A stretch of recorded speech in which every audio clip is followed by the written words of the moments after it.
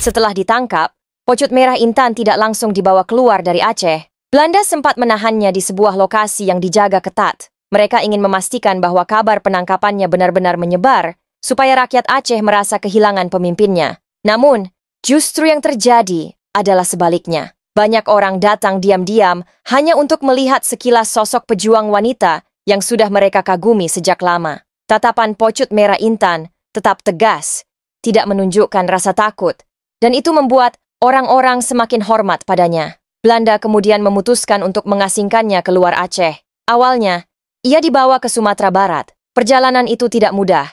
Beliau dikawal ketat oleh serdadu bersenjata, melewati laut dan daratan yang panjang. Selama perjalanan, Pocut Merah Intan tidak banyak berbicara, tapi pikirannya terus memikirkan rakyat Aceh yang ia tinggalkan. Setiap ombak yang menghantam kapal, setiap langkah yang menjauh dari tanah kelahiran, membuat hatinya semakin berat. Namun, ia tahu bahwa perjuangan tidak berhenti hanya karena dirinya dipindahkan. Di Sumatera Barat, Pocut Merah Intan tinggal di bawah pengawasan ketat. Belanda berusaha memutus semua hubungan komunikasinya dengan Aceh. Mereka tahu bahwa selama masih ada cara bagi beliau untuk mengirim pesan, perlawanan bisa saja kembali bangkit. Tapi, dalam kesunyian pengasingan itu, semangatnya tidak pernah padam. Ia menggunakan waktu untuk berdoa, menguatkan hati, dan merencanakan bagaimana pesan-pesan perjuangan bisa tetap sampai kepada rakyatnya, meski ia berada jauh. Namun, Belanda tampaknya masih belum merasa aman. Mereka menganggap Sumatera Barat terlalu dekat dengan Aceh, sehingga kemungkinan kaburnya Pocut Merah Intan masih ada. Akhirnya, mereka memutuskan untuk membuangnya jauh ke Jawa Timur, tepatnya di Blitar. Perjalanan ke Blitar jauh lebih panjang dan melelahkan. Perbedaan bahasa, adat, dan lingkungan membuatnya benar-benar merasa terasing. Tapi di tengah semua itu, beliau tetap membawa jati dirinya sebagai perempuan Aceh yang teguh memegang prinsip. Di Blitar, kehidupannya berubah drastis. Tidak ada lagi suara dentuman senjata atau hiruk-pikuk medan perang. Hari-hari diisi dengan rutinitas sederhana, namun selalu di bawah pengawasan. Meskipun begitu, warga sekitar yang mengenalnya mulai menghormati beliau. Bagi mereka, Pocut Merah Intan bukan sekadar tahanan politik, tapi seorang perempuan yang memiliki keberanian dan harga diri yang tinggi.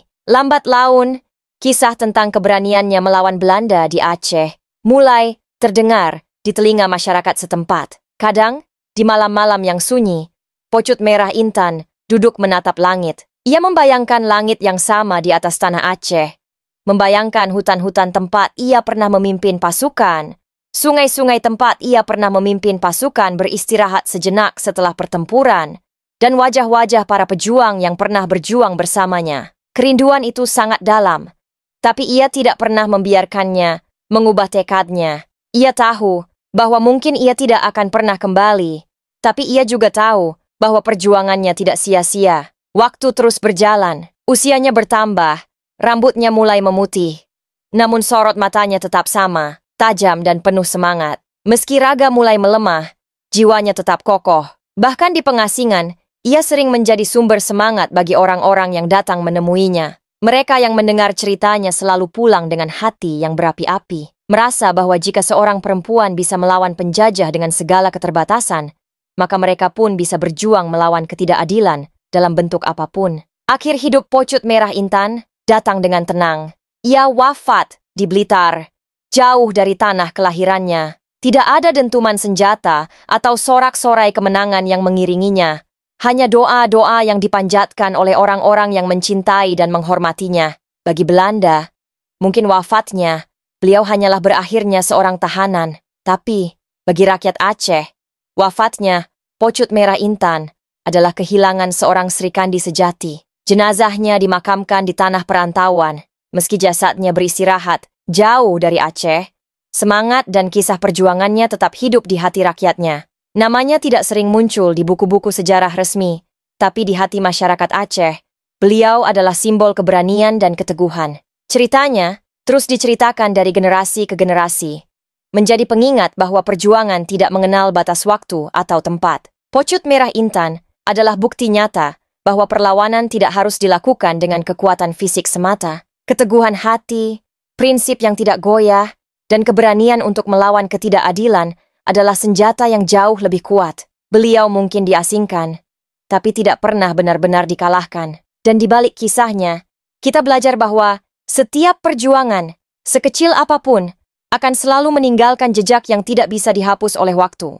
Kini, makamnya di Blitar menjadi saksi bisu perjalanan hidup seorang pejuang wanita Aceh yang namanya pernah membuat penjajah gemetar.